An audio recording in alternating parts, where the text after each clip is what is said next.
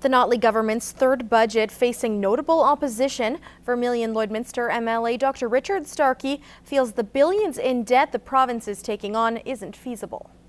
They simply are unable to make any of the difficult decisions that need to be made when a party is in government to restrain spending, and that's a problem because essentially they are passing that down along to future generations of Albertans. Starkey's concern is around this year's $10.3 billion deficit and the little action being taken to get back to balance before 2024. Despite the budget being called a spending spree, Starkey says significant projects in the Lloydminster region were left out. There's no funding for the interchange at Highway 16 and Secondary Highway 897, even though there's been considerable work done on that. There's no funding for the Trade Centre at Lakeline College in Vermilion.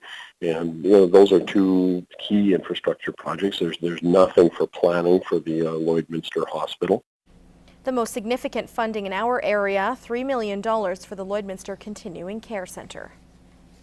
The warm weather and spring thaw means farmers are busy preparing to get back in the fields. But with 3/4 of farm fatalities involving machinery, producers need to ensure they're staying safe around equipment. Making sure that their shields are in place on their machines. Gordon Roebuck from Agland also encourages farmers to get as much rest as possible and remain aware. Making sure that they get their sleep at night and take their time in between and take breaks every once in a while just to make sure that they don't make the mistake, whether it's a machine mistake or whatever. Kids are an intrinsic part of many family farms, and Roebuck says it's important they know of any potential dangers. Making the children aware, their kids aware of what's going on, being alert to what they're interested in, keeping them away from the machine until they're well aware of what's going on, just giving them good information, spending the time with them. Lloydminster Farm Safety Day is scheduled for May 9th. Well, the Saskatchewan Indian Institute of Technology is making a stop in the border city at the Native Friendship Centre. Angie Mellon tells us about how they're helping students' plans for the future. This is the first stop for the Job Connections RV of the season as they head around the province talking to students looking for employment.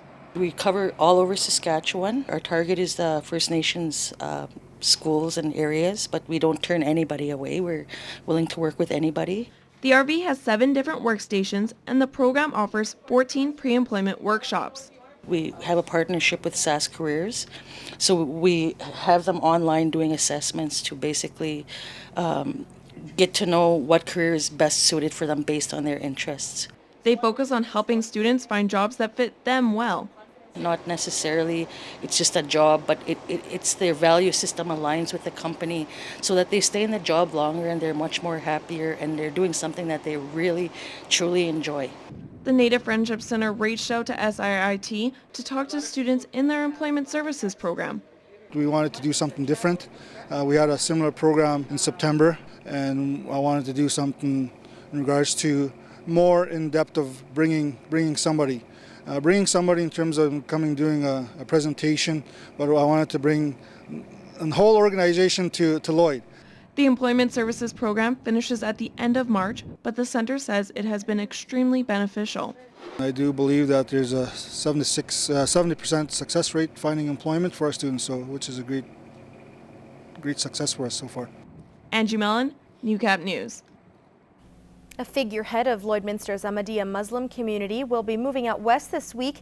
Imam and missionary Tariq Azim has been reassigned to a mosque in Vancouver, but says he will miss the city who gave him his start.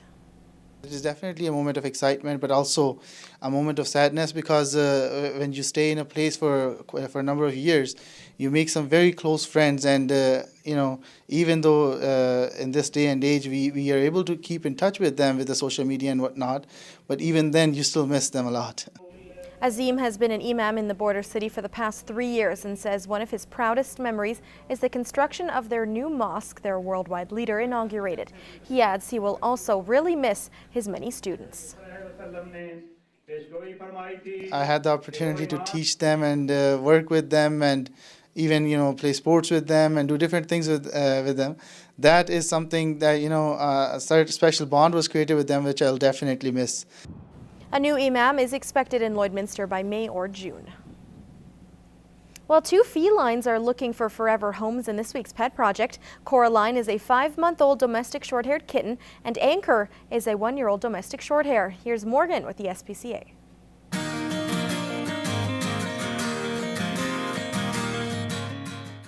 This is Coraline, a 5-month-old domestic short-haired kitten.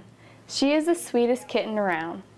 Coraline loves to cuddle, so much so that she demands you pet her. But since she's so cute, you can't help resist her anyway. Coraline loves to look at the world around her with her big green eyes and take it all in, especially if she's bird watching. If you're looking for the sweetest girl around to cuddle up with on the couch, then look no further and stop by and take Coraline home today. Anchor is a 1-year-old domestic shorthair. Anchor is a super sweet guy who has had a bit of a rough past. As you can see, Anchor had some frostbite on his ears, toes, and tail. Some of his toes had to be removed. But now he's all healed up and ready to find a new forever family to share all his love with. Anchor really likes any kind of attention, whether it's a chin scratch or a pat on the head. He loves to cuddle, and in no time you will be best of friends. Please come and meet him at the shelter today. It'll be love at first sight. Last weekend, our Lance Phillips was in Kitscoty for the junior badminton season opening tournament. While there, he ran into an interesting pair, a pair that have more to their story than just being teammates. They're also cousins. Family. At the worst of times, it can be an incredibly supportive tool. And at the best of times, the fun enjoyed between family members can create lifelong memories. For 2 Dewberry girls, those memories are being created on the badminton court.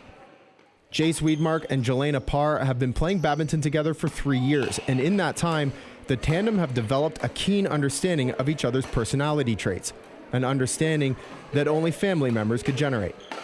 It's just better because you got someone to have fun with out there, so when it gets hard, when we're down, it just is fun to have someone to laugh with. I saw it today, one of them was down, and because they're so close and they're cousins, one of them picked the other one back up, so the relationship they have, I think, makes it better. They know how to comfort you and they know how to make you happy, so it's just easier when you're with a relative. McLean has also noted the familiarity between the two also extends onto the court. They're just both athletic and they're smart, so they know where to move and how to work together. And being together for 3 years, you learn the nuances of each other. At the team's most recent tournament in Kitscoty, the girls were clearly identifiable by the matching uniforms. We started last year wearing them. We got our moms to go get us the matching outfits. And those matching outfits caused confusion to not only fans, but also to the people closest to them. Yeah, I got asked if we were sisters or cousins today. Parents couldn't even tell us apart when we were playing, actually. Although they earned bronze in Kitscoty, McLean believes the girls are capable of much more. Last year they got finals. In finals they got silver, so I think they're totally capable of finishing first place in Buffalo Trail this year. Lance Phillips, Newcap Sports, Kitscoty.